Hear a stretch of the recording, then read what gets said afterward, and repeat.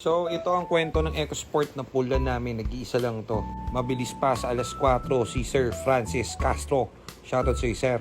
So, matagal na nakasabay-bayan sa page. Gano'n siyang pula talaga. So, may dumating na pula, ni-reserve niya agad yan. So, ang preparation dito nung una is PMS ng matindi. Kaso lang, hindi namin napansin. Manipis pa lang radiator na kinabit ng first owner. So, bumili kami agad ng mga necessary.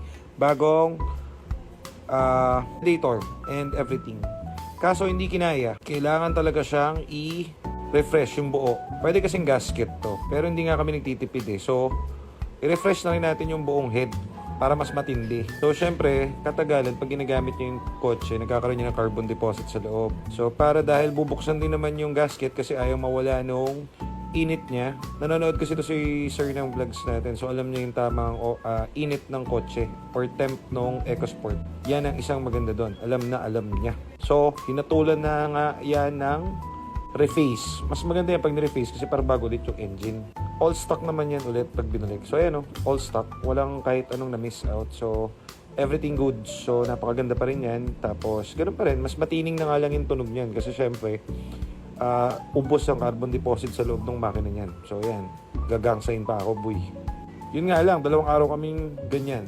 Nakabukas lang yung kotse, nilalapat yung dapat lumapat dun sa internals. So, yan ang advice sa atin ng ating head mechanic na si Kuya Edu. Ako naman ang tigabantay at tigamatsyag ng kanyang unit. So, ito kasi, yung love natin and passion dun sa pagbebenta ng kotse, hindi dun natitigil yun na pag nagbenta kayo na yun.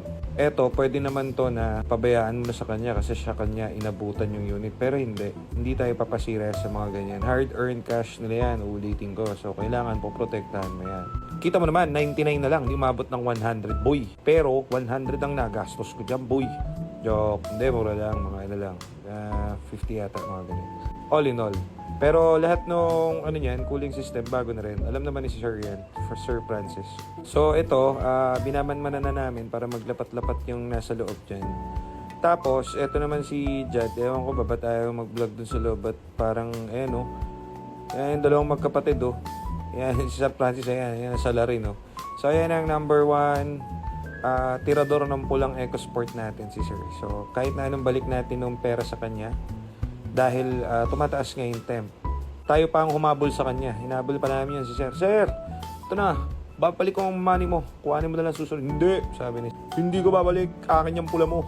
So, ibig sabihin niya kasi malaki yung tiwala niya ni Sir na kahit ano naman nagagawa natin. So, yan, free lang yan. Kasama yan dun sa payment na binayaran niya. Napaganda pa nga kasi ni-refresh na yung engine. And maalam yan si Sir. Tignan mo naman ang postura niyan. Parang katulad ko lang yan, SM sa Ledgi.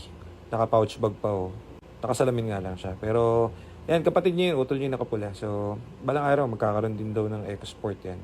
So, dalawa sila. So, ayan na nga, wala na tayong part 3 kasi hinatulan na ng pinakamatindi dito. Wala nang masisira doon na kahit ano dahil lahat doon pinalitan and refresh ang makina. Hinarurot na raw ni Sir yan kanina at lumbas daw as expected oxygen sensor. So, next, magkikita kami niya ni Sir. Pero all goods na yung kanyang unit. Thank you.